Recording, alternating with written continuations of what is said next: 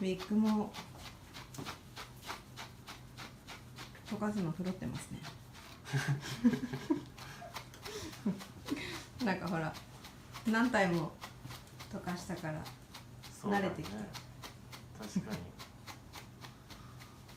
今日これでみんなと一緒に切れるのはすごい楽しみですねじゃあ今日の意気込みはもうベストを尽くします皆さんもぜひご参加お待ちしてます。はい。この子の名前は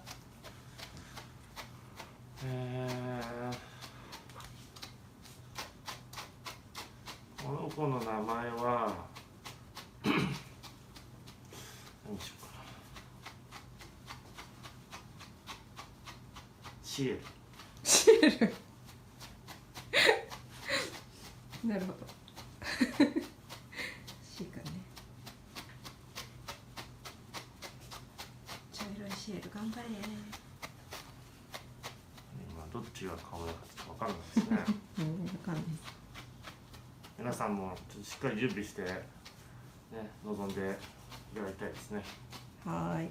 はい。頑張ります。じゃあ今夜夜9時ズームでお会いしましょう。バイバーイ。